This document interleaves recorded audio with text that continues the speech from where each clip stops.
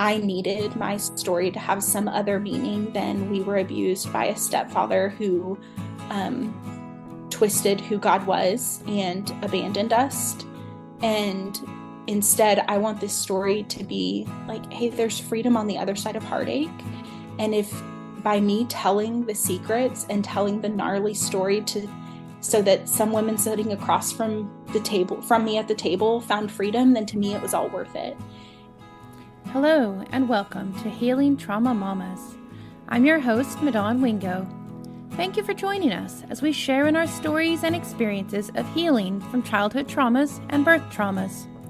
Listen as we discuss our struggles, our failures, our strengths and our victories, and all those lessons we've learned along the way.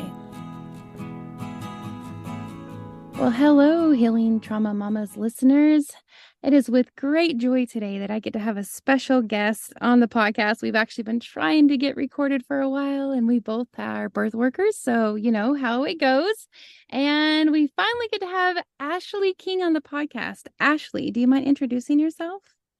Yes, I would love to. Thank you so much for having me.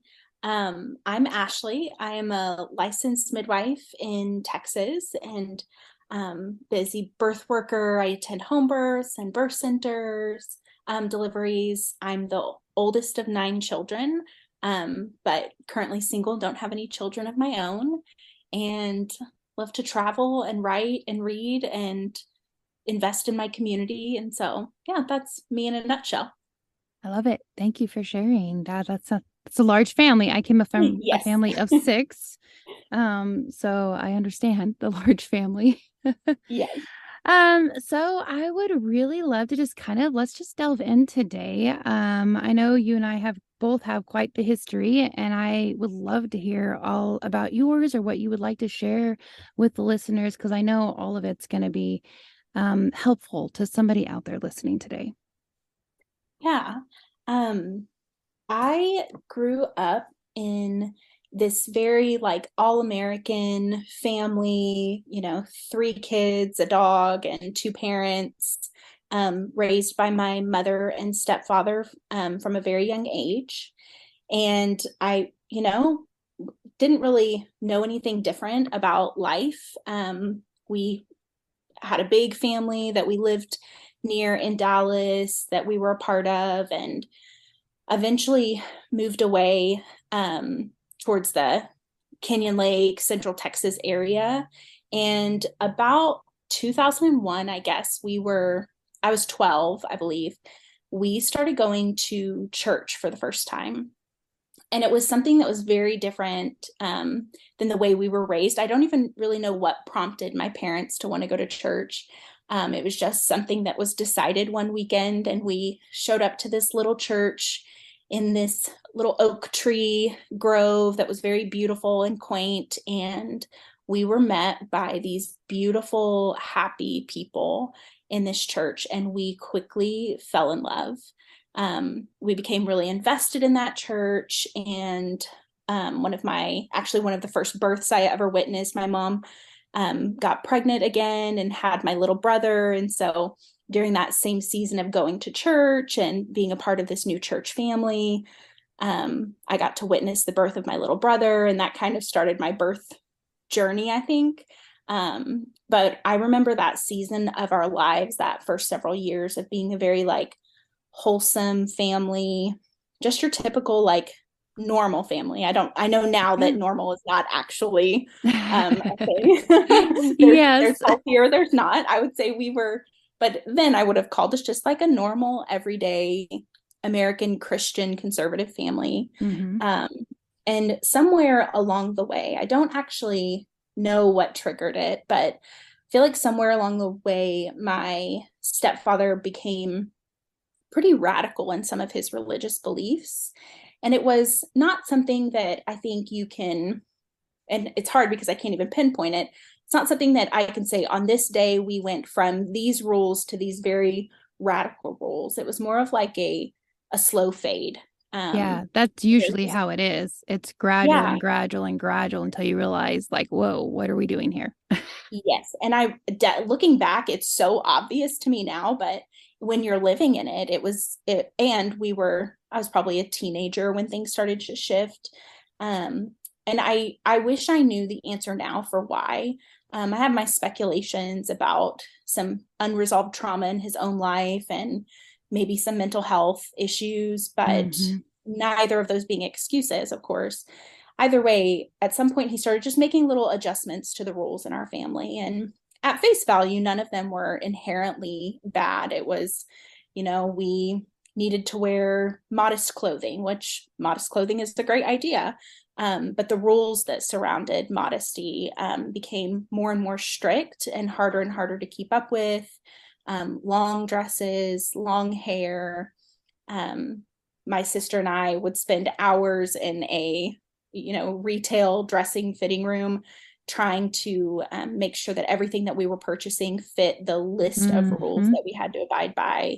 Could you wear sleeveless stuff? Absolutely not. Yeah, me neither. You reminded me of all the stuff in the commune that I grew up in, like all these regulations we had to about, like we had to have sleeves and it couldn't just be capped. It had to be longer. If it was short sleeves, it was a longer short sleeve, and your neckline had to be up so high and the shirt had to be so long. It's wild. I've actually written about that particular piece I'm writing a book that one day hopefully will get finished, but yay. One of the first stories I told was in a fitting room of, putting a tank top on backwards underneath your clothing so that when you bent over you couldn't see down your shirt, and bend over and lift your hands and squat down. And it was beyond the normal, like even conservative. I remember thinking growing up, like, man, even the Amish dress really modest, and I don't know that they could fit these rules. And they were constantly changing, which I think is part of the manipulation and narcissism that we were living under, is that you actually didn't really ever know what all of the rules were until you suddenly broke one that you didn't know about. So we could have like, you could have a great outfit and be perfectly fine. And then he would say something like, well, lift your arms. Well, I can see through the armhole of your shirt and I could see the edge of your bra or something like that. And it would be just this wild, like, didn't know where it was coming from, but at the same time, didn't have language for how to say, wait a minute, I don't think this is normal anymore, because it was just what we lived with every day. We had to line up before we went to school. We had to line up and be inspected. Like we had inspection. So all of us lined up and we had our fingernails and our hands inspected, our hair inspected, our face, and we had to look down and make sure our dress was appropriate, whatever we were wearing, in order to be able to go out the doors to get on the school bus. And we didn't ever have an inspection quite like that, except for when we brought the clothing home. But even what's wild to me now thinking back, even something that maybe passed first inspection is what I'll call it. After purchasing it, you could then 3 weeks later be wearing it for the fourth time, and all of a sudden it doesn't pass inspection. Yes. Yep. And, Yep, I do. I can feel you. You're like, oh, this is so true. Yes. So the next thing he started doing was then he decided to pull us out of public school, which there's nothing wrong with homeschooling. I know some incredible homeschooling families in our community. We actually serve a very large homeschool population in our practice. But the way that my family was, quote unquote, homeschooling us was not true homeschooling. And the premise to remove us from public school, was because public school was evil. And I think it was really just part of the beginning of isolating us from the world. And when you isolate people under you, your victims, it becomes harder and harder for them to get out and get help. And so I remember just desperately wanting to stay in school because I loved school so much. And the rules at home had become so incredibly hard that I just really wanted to stay in school and finish. And I think I was in 8th grade when he finally demanded that I come home and be homeschooled. And I remember just a little bit of that light dying in me, of a place that I had thrived so much being taken away. And I felt those walls closing in, of like, this is going to be my life forever. And so we would come home, and my mom very much was not interested in homeschooling us, but he was insistent on making her. And so our version of homeschooling looked like reading the textbook and then answering some questions in the back of the book. And that was the end of our day. Mm-hmm. And so there was never really any challenge for me. And it was easier and easier for us to just kind of like slack off and not do school. He would also do things when he came home. We, as kids, call them the lectures. And if he at any point got some wild hair or got frustrated by something that the pastor was preaching that he didn't agree with, he would sit us down to give us these lectures from scripture. And so he would have us open our Bibles, and he would talk and talk and talk and talk. And a lot of it didn't make sense, but it was a lot of really angry, radical religious views. And he would sometimes keep us up all night talking and lecturing, or if he believed we had sinned in some way, maybe he saw us talking to someone at church of the opposite sex. That was a really big deal for him. Even if it was innocent, talking to your friend who's in the youth group, he would constantly lecture about what were our intentions, and were we lusting after other boys at church, and were we sinning? And he was so cunning at making you believe some of those things. I mean, he was just a master at it, that the longer he talked, the more you were like, you know what? Maybe I actually did do that. I didn't think that I was doing that, but maybe in some way I did do that. And sleep deprivation is a real form of torture too. So when these lectures are going on all night, at some point you start to learn as a child, if I just concede to his point sooner, then I can go to bed, or I can go eat dinner, or I can do whatever. And so that was part of his psychological manipulation, was he would start having these lectures that the best word I have for it is brainwashing us into believing some of these, whether it was something he thought that the Bible was saying, or his own personal belief system, or chastising us for sinning.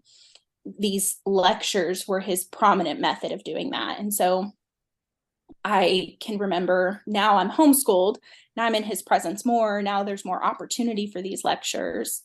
And at one point in the early homeschooling process, he quit his job. He worked as a truck driver at one point, and decided that the Lord told him he should be home with his family. And so he was going to start this handyman business that would basically work for whatever people could pay him, and he was going to trust that God would provide for his family. Again, nothing inherently wrong with that, I guess. It's just the culmination of all of these small choices that turned out to be not healthfully motivated. And so he quit his job and started doing the manual labor for people around our town, and got hired for these jobs. And at one point, I remember him having a very large painting job that he needed to do, and him saying, there's no point in me being home with my family working all the time if y'all are just going to be at home doing school. And he was like, you're not going to go to college anyway, because part of his new belief system, kind of out of the blue, was teaching that women didn't go to college. Your primary role was to stay home till you got married. And so he set us up for that lifestyle. And he was like, so why do you need books? Why do you need book knowledge? You should learn some real world skills. And so then it became easier for him to take us to work with him, and,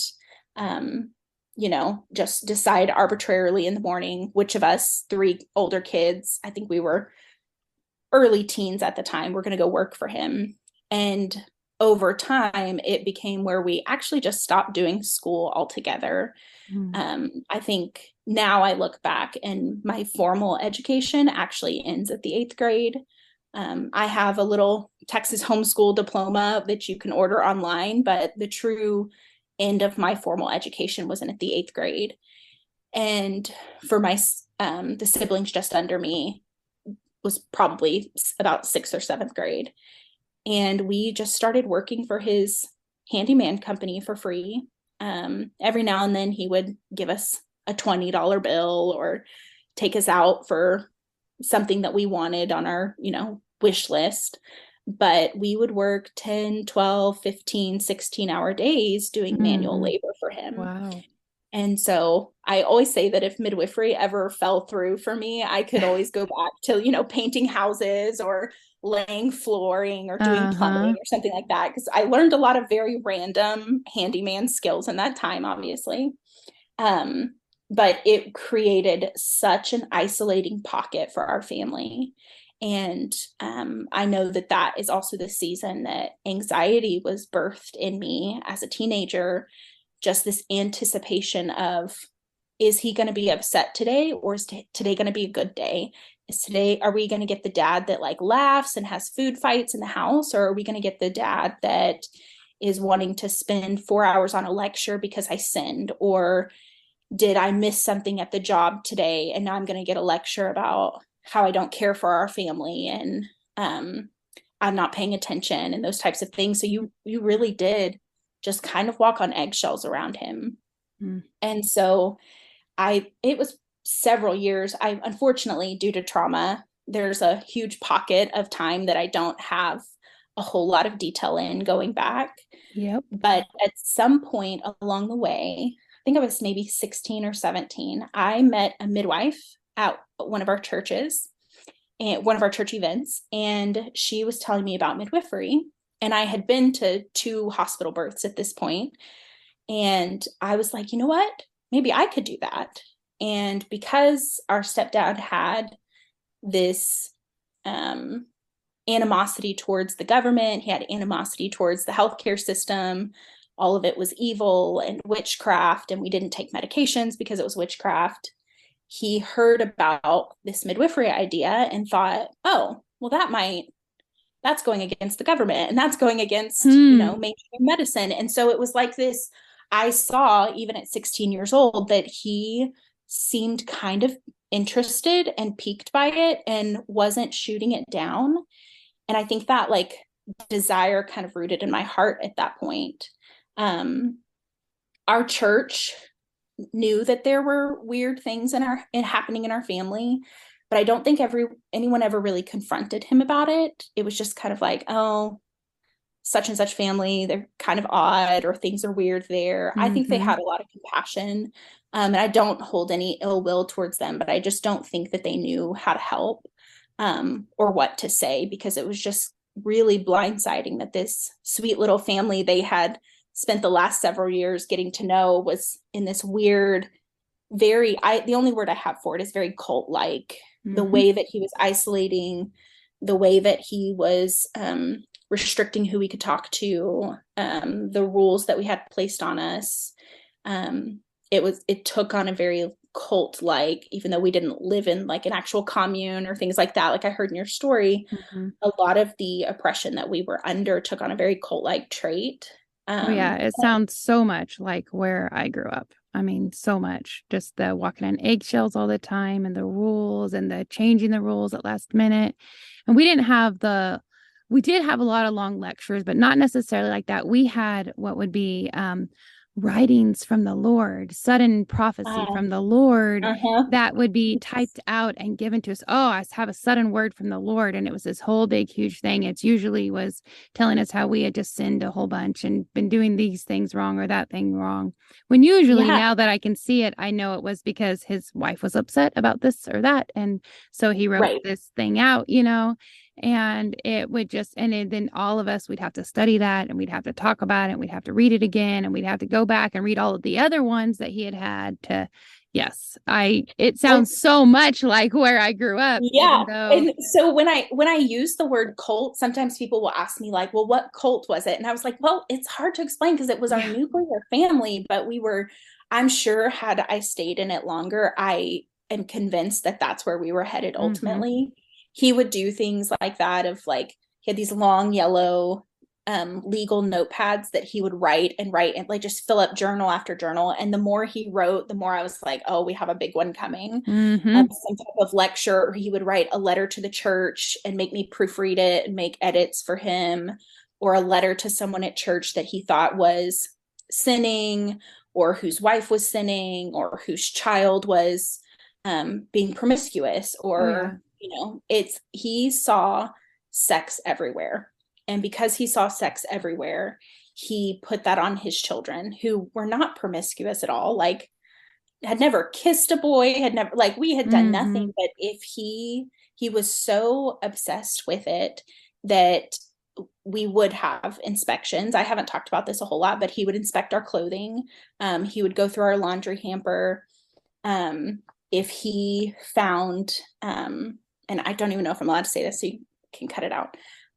He would investigate like our clothing for discharge as like Mm. normal female anatomy and physiology. But at the time, I didn't understand that that was normal. And he taught us to believe that if he found that in the laundry hamper, that that meant we had been sinning in our Mm. minds. And so then we would get in so much trouble. And I remember thinking, like, man, I can't stop this. Like, but I had never been taught about my body or how it worked. And so that'll come up later as I became a midwife eventually and learned that that was not true. But it was some really dark, scary things like that Yeah. that he saw as normal, and he created as normal for us, of like laundry hamper inspections and lectures about sex and convincing us that we must be having impure thoughts about someone at church. And I remember I would be so afraid to even pray to the Lord, like in my own mind, if he was in the room, because I was afraid that God was going to tell him what I was praying about. That's how much Yep. power I felt like Yep. he had over us. And the story of who God was not true. It wasn't the story he was telling us of who God was not true. Mm. But as a teenager, I didn't know any better. Part of his lectures, one of my brothers, the twin just under me, um, he started having seizures as a teenager. And every time he would have a seizure, I can remember our dad questioning us on who sinned, because it had to have been one of our sins that was causing God to do this to my brother. And I latched on to that. And if you look back at my journals from that season as a teenager, I still have them. It's really sad to go back and read, because Mm. every journal entry was, "Dear God, please forgive me." And my heart breaks for that young girl that felt like she had to constantly confess, not necessarily because she was repentant, but because she was so terrified of God hurting someone around her and it would be her fault. And so, our brother could Right. be seizing and not breathing well, and us doing rescue breaths on him. And I am thinking the very next question I'm going to be asked is what my sin was. And I better come up with something good so that these seizures will stop. And none of that was true. Yeah. That's not, it's not who the Lord is or what he has for us Mm-hmm. or his desire for his children. But that's really what I thought was true. And so I just kind of lived in this balance as I turned 18 of not fully believing everything that was being disseminated to us, but also not truly ever believing that I would get out, because where was I going to go? Mm-hmm. And it was about this time that midwifery came up again for me, through this midwife I met at church. And I started talking more and more about it. And it is the first mistake my stepdad ever made, was letting me work with a midwife. I think Mm-hmm. I sent an email to every midwife in my area trying to find someone that would give me the time of day as a single 18-year-old with no children who had witnessed 2 hospital births, but was convinced she wanted to be a midwife. It really was the only option on the table for me. Mm. And no one replied except for a woman who I didn't even send the email to her. She just happened to be in a practice that I sent the email to, and she came across it and decided to reply. Mm. She was a homeschool mother of 9 children and a believer. And I think that he saw her and the description about her and assumed she was just like us. Mm. And so yeah, it's totally the Lord that he was blinded, and he agreed to let me go to some births with her. And Yay. that really was, it was midwifery is such a significant part of my rescue story, because as I got further and further outside of our nuclear family and still living at home, but I would attend births with this midwife, and I started going to clinic with her and attending prenatals, and she let me in part of her family. Like, I heard her talk to her children. I met her husband. I heard the way her husband talked to their family. And, it was probably 4 to 5 years after working for her that I was just like, you know what? Her husband does not talk to his daughters the way that my dad talks to us. And she does not have a pretty awful and demeaning relationship with her husband. Like, this, maybe there's something wrong with my family. And that was really the first time that I had a different perspective on what else was out there when it came to family and relationships. And so about summer of 2014. It's hard. Can I interject there just a moment? It's hard to know, like we said before, what normal is, right? It's hard to know if that's your daily life and that's what is constantly what you've had for so long. You don't know how other people live. You don't know what's happening in other homes, really. I remember thinking that often. I would be like, I wonder how other people live. What do you mean this isn't normal, Even just the fact, like when I was a teenager and I would say something like, well, I have to do this or I'm going to be in trouble. And I remember my friends would be like, what do you mean in trouble? Like, like what, Yes. around it, or like, like what? I'm like, no, like I will be in trouble. Like, and they just didn't understand. Or they would ask if I could go do something, or if I'd be able to help out with some fundraiser or something or whatever. I'm like, well, I'll have to ask. Like, well, your dad was here earlier. Can't you ask him? I'm like, no, I can't ask him. Actually, I have to ask the patriarch, and I don't know. And that meeting isn't going to happen for another week. So I'll have to find out. And they're just looking at me like, what is happening? Are you talking about? Yes. Yeah. And you don't know. You don't know what normal, or quote unquote, how other people live. So to you, until you've got to see the difference, you just don't know that what's out there. Yeah. And we had some relationships with other church families that were not like ours at all. But the story we were being told about them was that they're fake, they're not truly happy, they're sinning.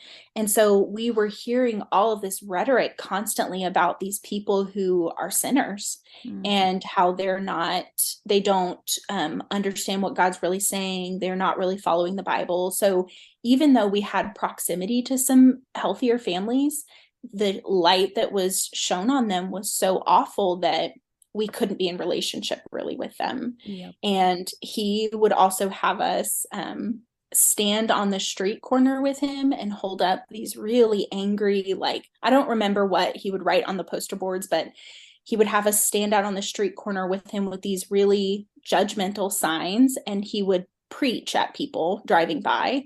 I don't know that anybody could ever actually hear him, but it was him with his Bible out there just yelling at cars, and had his family all in their dresses and long hair out there holding up these signs. And it really was just shaming people and judging people and trying to convict them into Jesus. And that never works. Nope. And it was so sad. And he would also have us, I just wrote this for the book too. He built this very large wooden cross in our yard, and it was cemented into the ground. And I remember one day he was outside digging it out of the ground. And I was like, what in the world are you doing? And he said, I'm going to drag this cross to church. And our church is like a couple miles from our house, but it's the hill country. So it's a good little leg of up and down. And he drug that cross. I don't know how long it took him to our church. And then after church, he turned around and drug it all the way back home. Down the farm to market road, up the hill, through our hilly neighborhood. And he started doing that every week. And then he wanted us kids to drag it with him. So he's this, 6'1", big burly guy, can handle this like 12, 13, 14 foot long cross. Well, as kids, we can't. So it would take my sister and I carrying the front of the cross, and our brother behind us carrying the end of the cross. And we would drag until we couldn't lift anymore. And then our dad would take over, and vice versa, back and forth. And then we would drag it to the corner to preach at people. And I just was like, that was our relationship with the outside world, was that these people are sinners that need to be saved and they're evil. So you have to protect yourself. So it really was this tainted view. Even though I love people, though the story we were being told was so unfair and so cruel and just another step towards isolating us. Um, so in 2014, when I'm, at the tail end of my midwifery apprenticeship, I've been working for my preceptor for a long time, and I'm getting those last few catches before I can take my boards to become a midwife. And I had at this point finally moved out of the house. I think I was like 22 or 23. And my preceptor at the time, I think, knew that our family was unhealthy, but was being very careful in what she said to me, to maybe not spook me into running away. And she rented a house for our midwifery office. And on the back of the house had this little apartment area. And she was like, Ashley, I really need you to be closer to work, because I was driving like half an hour all the time. She said, I need you to be closer to work. So what if I charge you, like, I don't know if it was like $100 or $200 a month in rent? And it really was, she was just paving an escape path to get me out of that house. I had started nannying for one of our clients, and was paying some bills with the money that I was making at home. And so I still to this day don't know why he let me do it, because all that did was create more of a support system outside of him for myself. I'm thankful, but it was just like such a mistake if you were going to try to keep abusing someone to let them have freedom. Yep. But I moved out, and pretty quickly after moving out, I was still going home every weekend to see all the other kids and stuff. And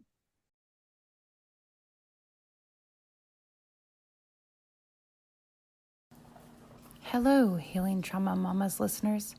I wanted to pause the podcast just for a moment to let you know about the platform that I've been using to create this podcast, Anchor by Spotify.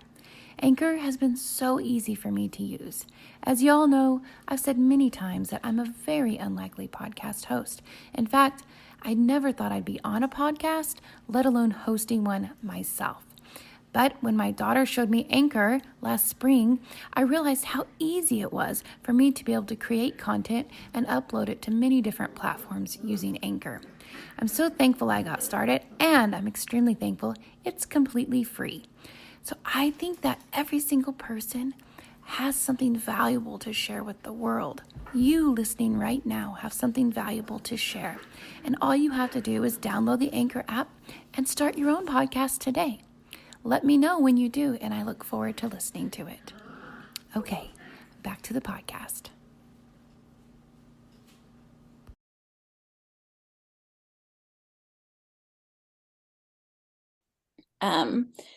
At this point, my family had, hopefully I'm not jumping around too much, but my family had adopted a sibling group of 4.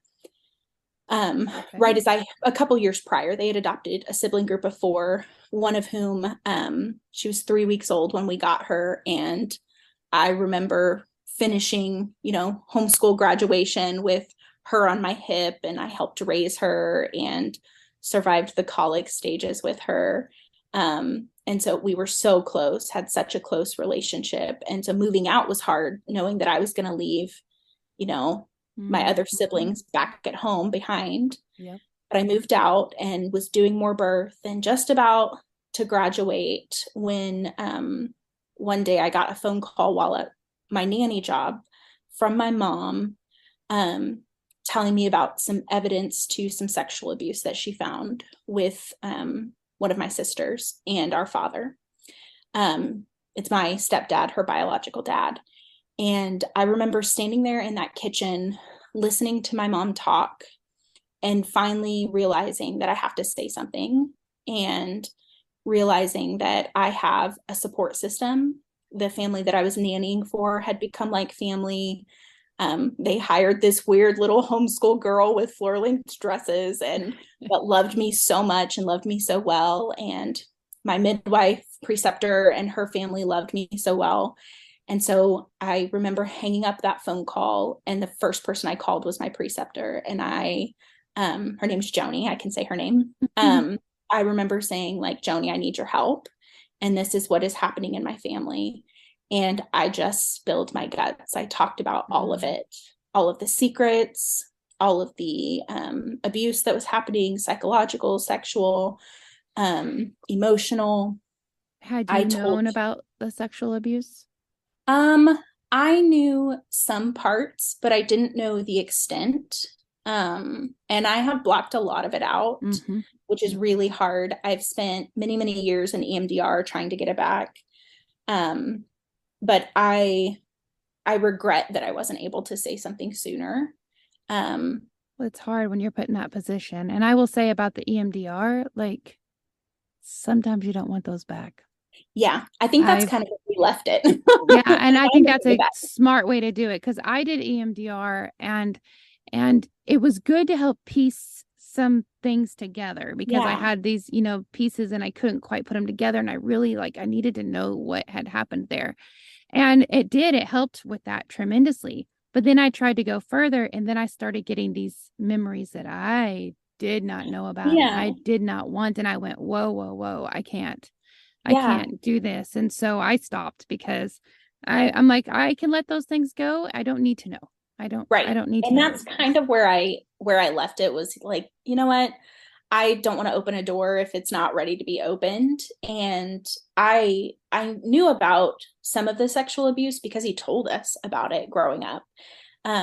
He talked about his lust for his daughters and his attraction towards some of his daughters, and was openly talking about it in front of my mom, in front of other people. But he talked about it in a way that it was a sin that he was confessing and that he was desperately asking the Lord to rescue him from. And then that shifted towards blame toward, one of my other sisters, of like, well, she's causing this, which is not Mm, true. She's a mm, child. Um, I I don't understand how it wasn't more shocking to anyone that heard it, but that's how he presented it. He would come and confess to us that he had had some sexual thoughts about us. And um, so I knew in that context, but there was something about my mom calling me and it talking about what had just happened with what she had just discovered with one of my siblings, and how awful and terrible and violent it was. And there was something in me that at that point had just enough, I think, bravery maybe to say something. mm. Before, I didn't feel like I could ever say anything. And I still regret it, but I'm working really hard to not blame that, 18-year-old Ashley, Yep. um, for things that she didn't know then, or to expect that 18-year-old Ashley to operate under I'm 31 now. I know so much more and I have a bigger voice now. And so they are two very different people. And I try not to hold 18-year-old Ashley to these current standards because she didn't know what she didn't know. But it Yeah, is a and lot her of her regret that life I have. experiences at the time had been so different. Of course. Yeah, so Of those course. decisions that you have made at the time are just, I mean, you did the best with what you could at the time. I mean, really, I fully believe that. Like we make the best we can at the time, but when you Yeah. have more knowledge and when you have more experience, you can see the fallacies in what was happening and you were put in positions that you should not have been put in. Yeah. I it's a thing that I know rationally those things are true, but it's something that sometimes we still have to talk about in therapy every now and then, of like the guilt that I have that it wasn't stopped sooner. Well, But you you know, mentioned earlier too about the everything being your fault. And yes. I really resonated with that because that's something that I have also because at some point, and I can't even pinpoint when, but I in some therapy that I did, it really helped me a lot to go like, okay, let's try to look back. Can you remember the first time that happened? The first time where it was, this is your fault, right? Because Right. that's a lie that the enemy has told you for a long, long, long time, and you've agreed with it for a really long time. Yeah. And Yeah, that's a hard one because it is a it habit is. where, everything is my fault. And things that are irrational to think would be my fault are my Yes. fault. It's so And wild how our brain just latches onto that and it makes yes, sense. It's somewhere in our head somehow, but then when you start saying it out loud, it's like, oh, that actually doesn't really go together. nope, not at all. And I'm so thankful because I've done a lot of work on that to just be like, guess what? It's not my fault Yeah, at all. And most things aren't my fault. It's very few things that are actually my fault. right. It is a constant task to continue untangling those webs. And as you do trauma therapy, EMDR helped so much to sort that out. But every now and then, that pesky little thought will dig its way back. Mm-hmm. And I will either spend time, stewing on it and believing it and letting it grow, or I'll nip it in the bud with, okay, here's what I know to be true. And here's It's what I can do with my life now and with this story now. that's And taking your yeah, thoughts captive. That's yes, exactly what you're doing there. yes, As soon as that thought comes in, if you agree with it, I mean, it's a lie, but we agree with it a lot of times and we run with it. But what we're told to do in scripture over and over is stop. Wait, is that a lie? Or is that the truth? If that's the truth, right. then great, you can stand on that. But if it's a lie, you tell it to get out of here. It's not welcome. And in the beginning, it is really exhausting, honestly, to do that Yes. exercise over and over again. I'm like, man, if Yes. people were just in my brain sometimes and knew the things that I was constantly having to speak truth to or Mm-hmm. convince myself is not true, it It is like mental It gymnastics. My is. brain It takes a lot of sometimes, practice too, yes, because it never gets a you'll break. realize you didn't stop that one and you started going with it, and who knows what's going on in your Right. life that day. And then at some point you realize, wait a second. What did we do? How did we get off on this again today? No, I'm over that. Yes. We're not doing that. Yes. And thankfully, I have a really sweet community now that I am pretty stinking transparent with. And so they are not afraid to help me nip those things as Good. untrue if I'm struggling with it. That's And that wonderful. and that's really how, I mean, it is community. The Lord used community to save me. Mm. And when I told my preceptor, Joni, and her family what was happening, they immediately jumped into action. They helped counsel my mom, helped us make police reports. It was a year before he was finally arrested. A lot of isolation on my part. I had to hide where I was living until we got a restraining order because he was trying to find me and blowing up my phone. And I knew that I was so prone to the manipulation that if I had even spoken to him on the phone, that I could be convinced that I was wrong. Mm-hmm. And so it was not safe. And I'm so thankful that I was able to shut it down and go no contact until the authorities were able to take over and create some safety for us. But even our like extended family didn't understand. Mm-hmm. They thought, I was making a mistake, that I misunderstood. How could I do this to our family by insisting the police get involved? One of my sister at the time, who was the primary victim, even fell prey to that of feeling like this was all her fault. And I remember sitting in the police interrogation room by myself and being asked to tell the story of what had happened, and me just trying to remember every detail that would convince them, like, my sister is a victim. She's a victim. She's a victim. We have been groomed for this. You've got to protect them. And not knowing what was going to work or what wasn't, and having to do that without my family to support me was really hard. Mm-hmm. Thankfully, I had Joni and her family that stepped in and really took care of me. The clients that I nannied for, like, they let me live with them for a week and, hid my car and, protected me. Ultimately, I think it was almost a year, maybe 10 months later, he finally agreed to a plea deal and did go to prison. And by this point, I had spent the last 10 months in therapy and my first time ever going to therapy. And he went to prison. And I was like, okay, I've figured out boundaries with family. I think I've healed. Like, I'm super healed. I don't need to go to therapy anymore, which is like the most laughable thing, that you could come from all this trauma and think that I was done in 10 months, but I was convinced I was. And, I tried to let life just go on as normal. I found friends, I found a church community that I loved. And this was, summer of 2015 at this point. I'm now a licensed midwife, taking on some primary clients. I'm working for the preceptor that had trained me. So we're in joint practice together. And it was somewhere towards the end of 2016, so a whole year later, that I've not been in therapy now because I'm super duper healed. And she came to me, and I remember her saying, "You are not okay. I think you need to go back to therapy." Like, anxiety was coming out of me, depression was things I'd never dealt with before, was because I was not going to therapy and talking about it. My body was telling the story for me, and it was not looking good. And I was really struggling. And she and I have such a relationship that she knows she can say anything to me, and I trust her so completely. And so when she said, "You need to go back," I was like, okay, I'm going to do it.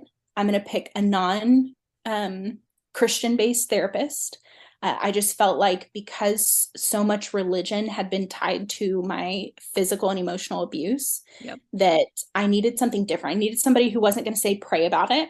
And so I just found this woman, didn't have a whole lot of money. Her name's Sarah. I found Sarah. And the week that I went to see her, I remember pouring my guts out in her office.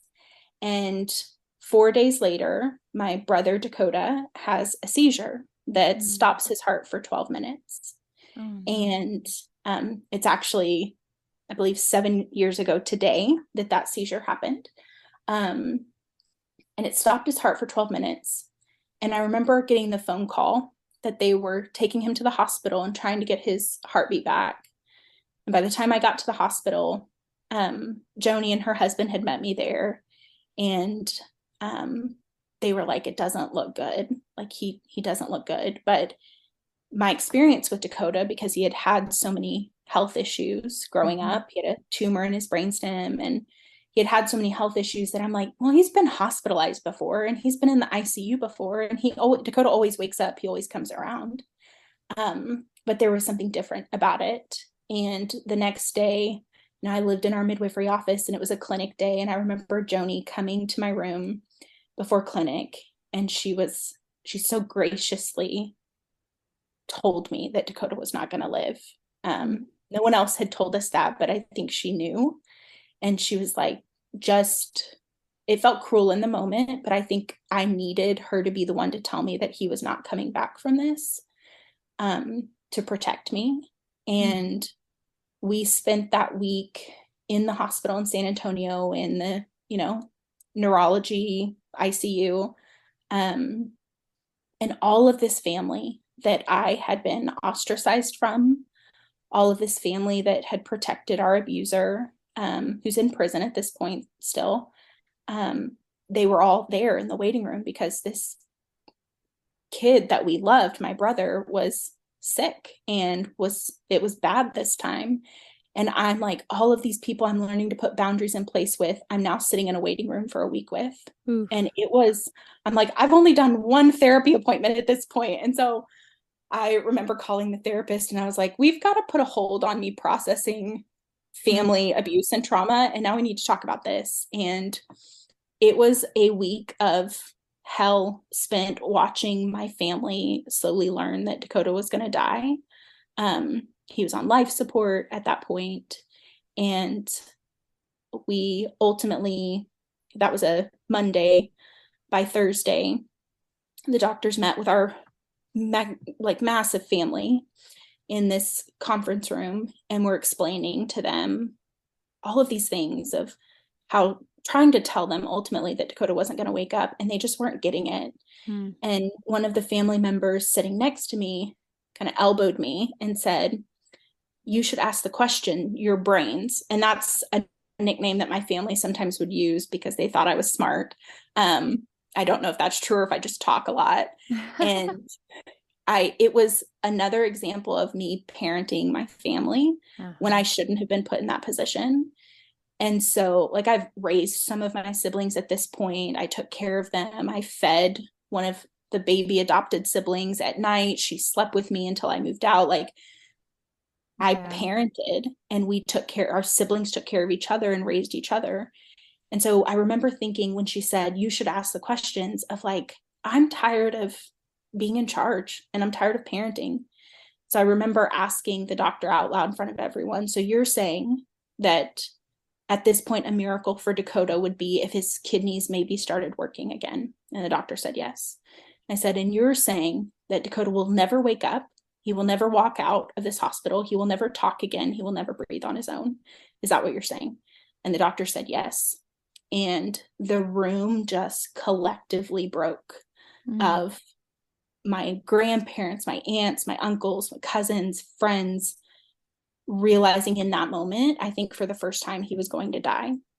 And my mom made the decision that she wanted to, when we ended life support, we decided we were going to end care the next day, that she wanted to donate his organs.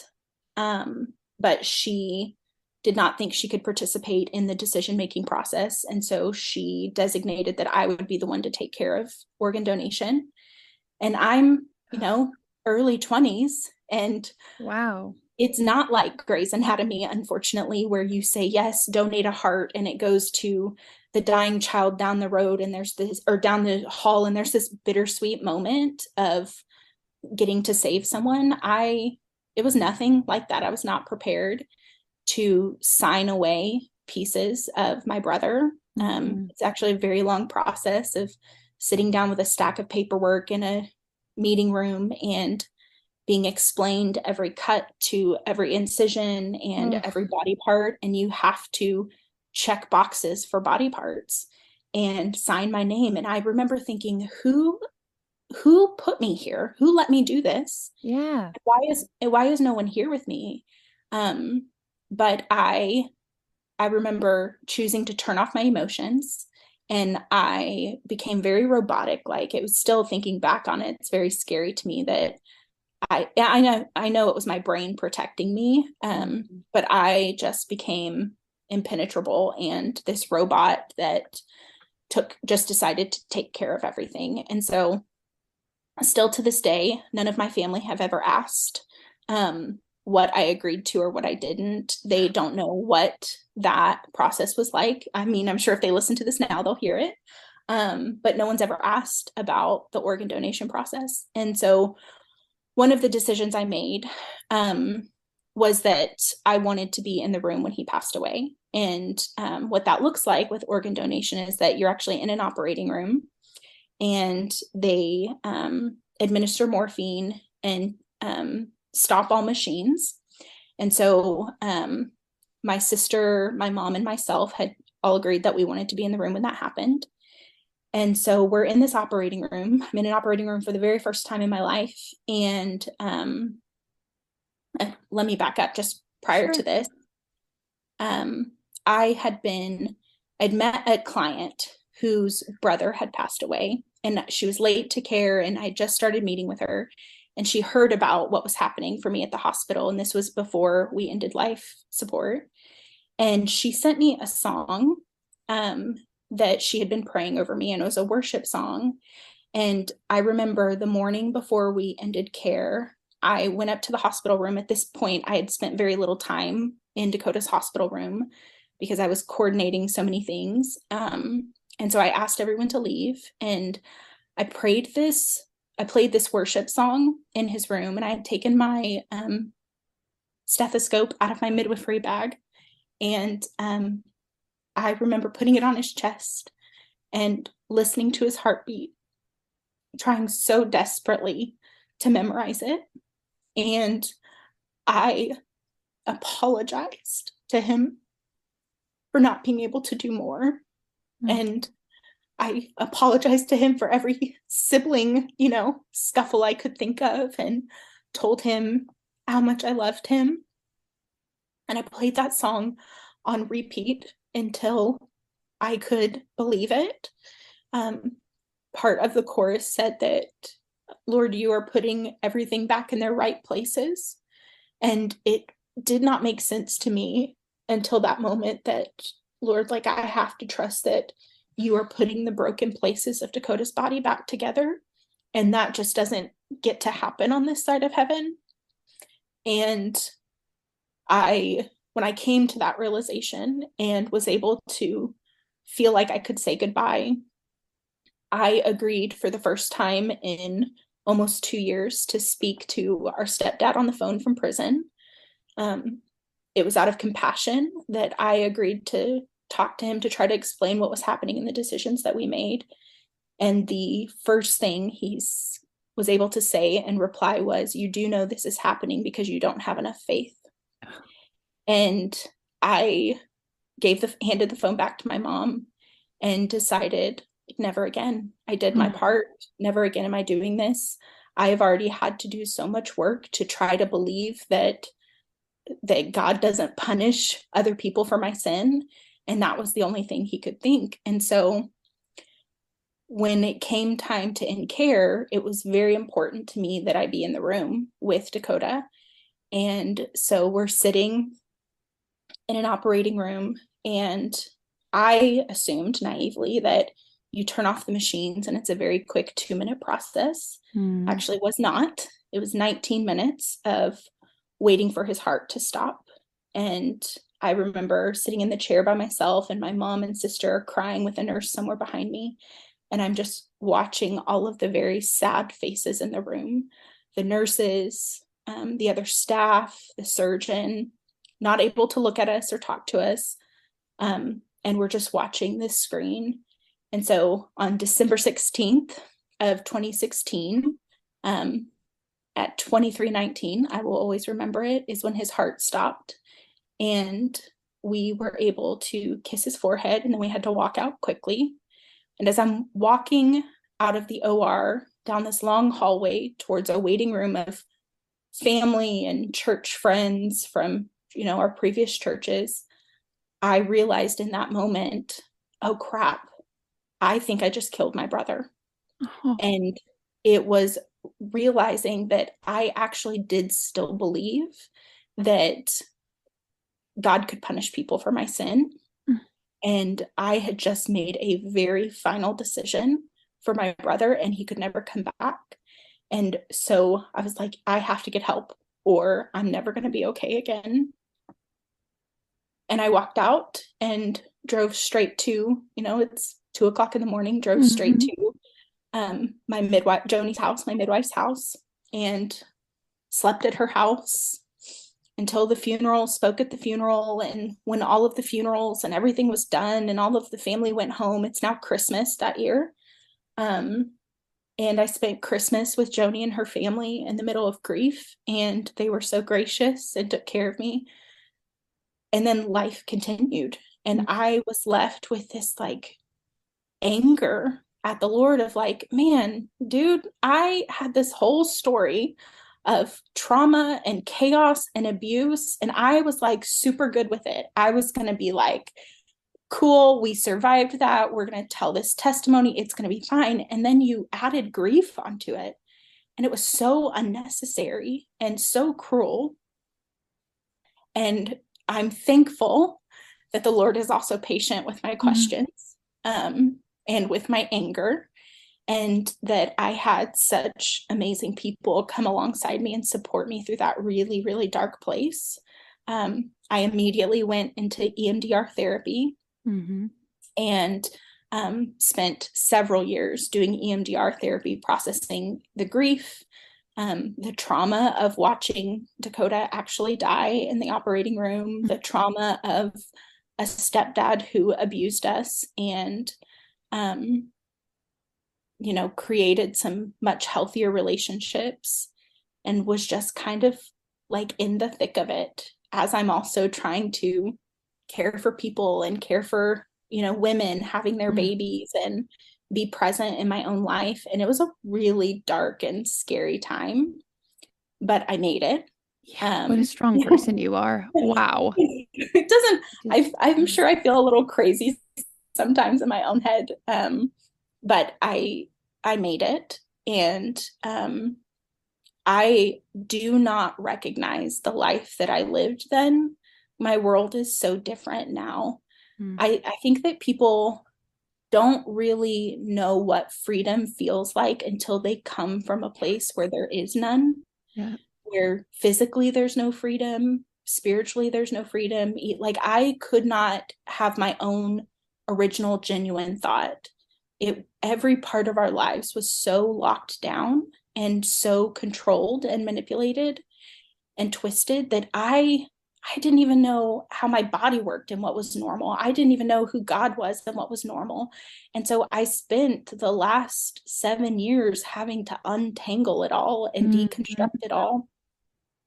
And it was a lot. I still see Sarah is still my therapist to this day. Mhm. Now I don't need to see her quite as frequently, but we still check in every other week. Um, she now actually offices out of our birth center, so she along the way got to meet so many of our clients and perinatal women that she started working with them more exclusively and is phenomenal. um, my having walked through trauma and seen what healing looks like on the other side, it's ignited this passion for me to work with women in trauma.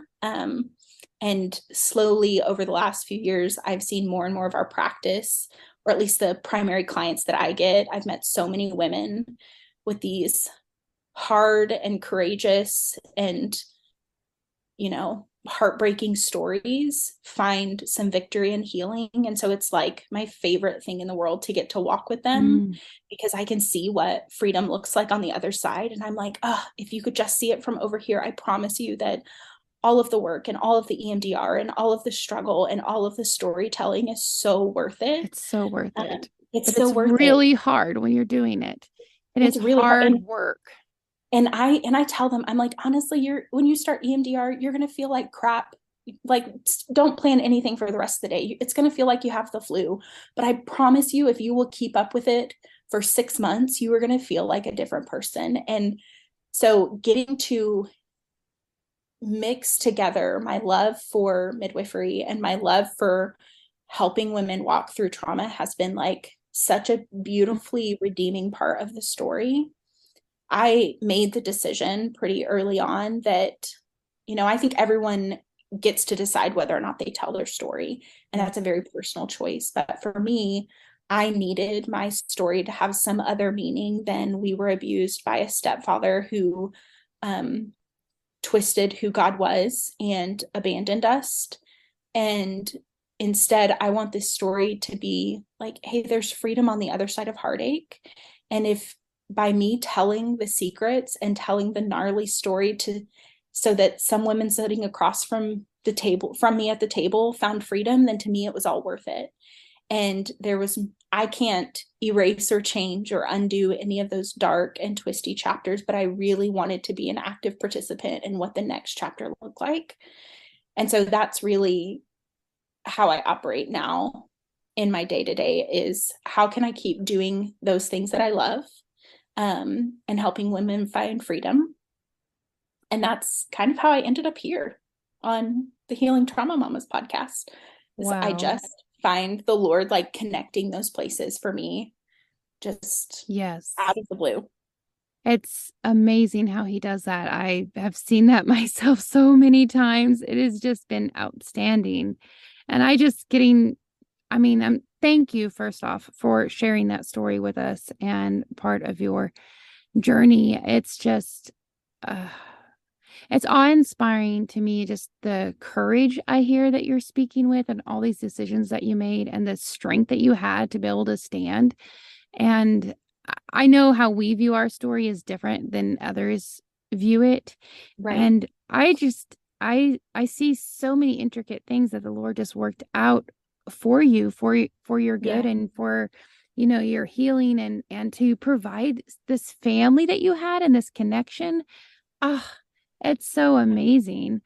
And They are they are truly the like sweetest people on the planet. And I really struggled with like in letting myself attend their family functions and holidays and things like that. And now it's kind of expected that Ashley's just going to show up, and Mm-hmm. she's just one of the kids the other day. I mean, he's an adult. He his friend was at Thanksgiving with us, and they were like, "So who is everyone?" And he was like, "Oh, this is Ashley. She's just my other sister. Like she's just here." And I just like hearing that, I was like, "Yeah, I get to be in relationship with these people." That are like we're going on family vacation together, and my life is so knit together with theirs. And it Mm-hmm. was midwifery that started it all, that started this like rescue story, and one woman being willing to take a chance on this young teenage girl that I'm sure she had such a busy life with her own kids. And Mm-hmm. because she opened that door for me, I was able to get safe and find freedom. And um, my sister, who was the primary victim in a lot of the horrific abuse, we're now in really good relationship. Unfortunately, we don't have we don't get to have great relationships with our mom, and Mm-hmm. she's chosen that. Our stepdad is now out of prison, and we will stay zero contact forever. But because, he's got a lot of supporters that don't understand what we went through, that's isolated us from a lot of family. And so having to create your own family unit has been tricky and hard, but I'm so thankful for the people that have stepped into those places that I needed. Yeah, that's amazing. I don't even know. I feel like there's not hardly words to actually describe like how beautiful that is and what freedom that you're getting to experience. And that's the Lord has put you in such an amazing position that you get to come into the lives of so many different women. I mean, what other field could you get to speak into these women's lives at such a vulnerable time for them, and to Right. speak, healing and life to them where they might be coming from some similar issues that you might have, or other types of trauma, which I know you have seen, I'm sure, a lot of. I Oh, have yeah. too. Yeah. And it presents itself, especially in such a time as pregnancy and labor and postpartum. And there's just that's a prime opportunity for those things to present themselves. And you have some answers.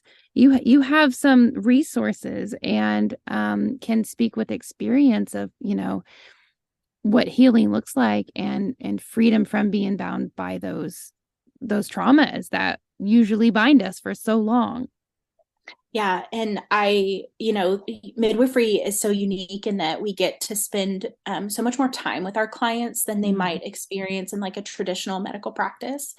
And so it really does open the opportunity for us to like get down to the nitty gritty about life, and to be able to say like, hey, let's talk about mood disorders and let's talk about therapy. And the number of my clients that end up in EMDR with my therapist is just, we used to pass each other in the waiting room of like, great, I'm going in now. And like, I hope it's cool that you see your midwife going to therapy. Hopefully that's a good thing to you. And I am so passionate about these women and their experiences. And I think that every story, especially the hard ones and the things that we overcome, deserve to be told. And so, how can I keep making a space for women to tell their stories in a safe way and find freedom? And if I could spend the rest of my life just doing that, I will die a happy person. Oh, Um, that's yeah. amazing. So you've kind of started a new journey with that, with this storytelling. Yes, it just kind of landed in my lap after lots of like back and forth and prodding with my therapist. I know what that's Um, like. yeah, it's just like, am I crazy for offering this? The primary question was, who do I think I am? That's what I was really struggling with. So it took Yep. a long time for her to like kick that out of me. But I had written a postpartum book earlier this year, I guess, and released it just kind of out of the blue. Wrote this 100-page book that talked about postpartum recovery physically, and then really dove into like emotions and postpartum depression. And I'd actually walked with my sister through a really scary postpartum depression season, and it was very much mishandled by her healthcare providers and created even Mhm. more trauma for her. And so it was out of that experience with her and watching her bravery despite being victimized by the system that I wrote this book. And that just kind of opened up more opportunity. I think I sold I think we're at like 600 copies. And so 600 women have read this book now, and getting to hear their stories like in my DMs and listen to them say like, I wish I had been given the chance to like talk about this stuff, or I wish someone would have listened to me tell my story. And I'm like, wait a minute, why can't I listen to stories? And I just needed another place where I could keep investing in the parts of care that I love so much. And so I just was like, I could offer up the opportunity where we now do birth story sessions. And so what they are, I have zero model for this, is it's a one-on-one, usually, 1 to 2 sessions. I don't know that people need more than that, but an opportunity for any woman, any healthcare provider, anyone who's witnessed a birth that they need to process out. Like, here I am willing to sit down with you virtually, in person, over a cup of coffee, and let's talk about it.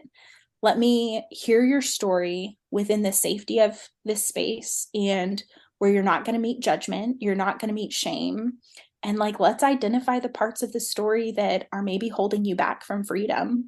When we don't get to process healthfully, it creates anxiety and negative self-talk, and trauma just stunts our growth. And so birth story sessions, I just announced yesterday about them, was my way of like, how can I offer more women who may not have a care provider that's offering that space the opportunity to tell their stories.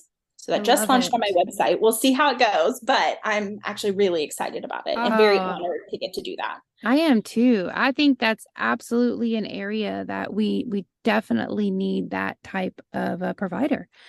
Somebody who, because women remember their birth stories from their children till they die. Yeah. Yeah. I mean, you could ask I've talked to some ladies when my family and I went into one of our assisted living centers monthly and singing songs and stuff and getting Uh-huh. to talk with the residents there. And I was pregnant with our youngest at the time.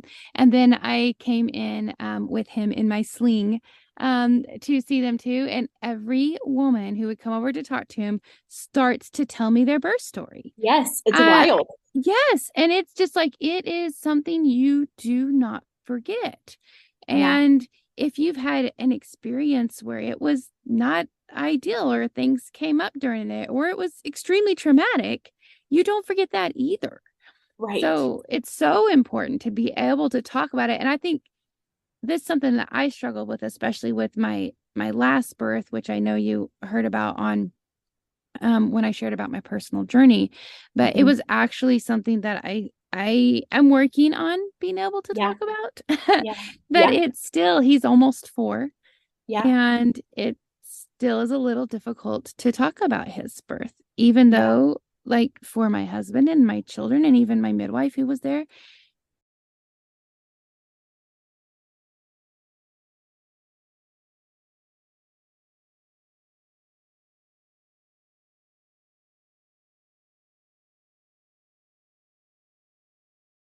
it looks very different than it does for me. Yeah. And Absolutely. it is even hard sometimes. Like, I've tried to go over it with my husband just a little bit, and I was like, no, I'm not, nope, I'm not ready to go Yeah. over the whole Yeah. thing because there's just still a lot um with it, even though I've done so much work now and the Lord has really healed me from so much of that trauma and even the physical stuff from it that I've undergone several surgeries. I'm still like, it's healed so much, but that birth story is a little difficult to tell still. Yeah. And So I just think if more women had the opportunity, yeah. I think that they would discover how many areas of their lives that they may actually be suffering because they haven't been given the chance to tell a story. Mhm. And birth happens to be something I'm very comfortable in. So we could start with birth. And I talk a little bit on my website about the difference between a birth story session and therapy. And I went over it with my therapist too. And she was like, yep, this sounds great. I promise you, Ashley, I'm for this. And so it's like, hey, if we discover in the process of telling your story and breaking it down and, trying to understand it, if we discover that actually, I think this is a great spot for therapy and it might be a great time for therapy to be implemented as part of your self-care, then we can make those referrals. And I'm part of a network where I can connect people with perinatal mental health, specifically trained therapists across the country. And so I'm like, you know what, I can use that and just offer that opportunity to identify like, oh, we've processed this story well, but I think that there's some more work that could be done. And like, let's get you connected with an EMDR perinatal trained therapist. And so I'm really excited to be able to launch that and see how it unfolds. Yeah, that's wonderful. Do you know Christy at the Perinatal Trauma Center of Blue Columbine? No, I do not, but I'm writing it down. Oh, well, she'll be on the podcast in a couple episodes. So, Perfect. yeah, she's offering some similar type things and working through the birth stories and kind of reframing it to help women be able to talk about it in a more Yes. positive way. Yeah, And yeah, definitely I'll connect you two because I that would think be amazing. yeah, it's definitely great to have that network. And even I'm thinking about this because I lost my therapist. She moved across the Mm. country. Oh, that's so uh, hard when you've done so yes. much work with a therapist. You're like, I Yeah. don't want to start over. She knows all my stuff. Right. It's so much easier. Yeah. At least now, like I've had a few people that I've talked with and they want to know a little more of my story. I'm like, hold on, here, go listen to this podcast episode and then we can talk some more. Because Yes, I'm like, I already put it all down. Otherwise, you and I will sit here for 2 hours for me trying to get to that point. exactly. Yes. So Yeah. can I just give you the cliff notes and then us just Yes. call it good? Yes. That's exactly it. Yeah. I don't know that I can ever leave Sarah because I'm like, at this point, you What know would you do? everything over the Yeah. last 7 years. Like it would be outrageous for me to try to go start with someone else. So maybe I'll Yeah. just send them your podcast episode of us talking now There and you be like, go. if I ever need to start with someone new. That works. Okay, listen to this first and then we'll talk. Yeah, yeah. Yeah, absolutely. Well, I'm really excited about the work you're doing. I've loved the work I've read some of your stuff before and got to get some That's so of sweet. your birth work stuff. I've got one of the first things I got was one of your logs to birth logs and Oh, oh awesome. Yes. yeah, and I've read a lot of the postpartum stuff, which has really helped me with not only some friends who were experiencing some pretty bad postpartum depression, but as you know, as a provider that I'm working towards becoming, that it just you see things and you're kind of connected to things a little differently when you have all this knowledge and information where maybe somebody who hasn't experienced some of that stuff may not, you have those little sensors that go off in your head. We're like, oh, I can see we've got a thing going on here where Yes. somebody else Yes. may not see This that at is all. right. This is what's brewing and I'm really just like if I can create educational content that is beautiful because let's be Mhm. honest, I'm not going to read something if it's not pretty. And so I'm like how can I update our handouts and our the book it really started off as a 3-page handout and then I just couldn't stop writing. So I'm like I want to create something that's beautiful that women are going to look at and understand and feel seen by. And so and for their people in their circle to also read. And, the number of times I've screenshotted something from the book and texted it to a friend, and they're like, oh, okay, I understand how to help now. And then we move Mm-hmm. forward. I'm like, let's keep doing that all day long. And I think that our world would just look really, really beautiful Mm. if people were vulnerable and felt safe being vulnerable. And then there was this authentic connectivity with the community around us. So that's what I'm hoping to create. Yeah, I love that. And this, all those different resources are so wonderful. Being able to have, even just the postpartum book and then the different perinatal trauma resources across the country. That's Yeah, amazing. yeah.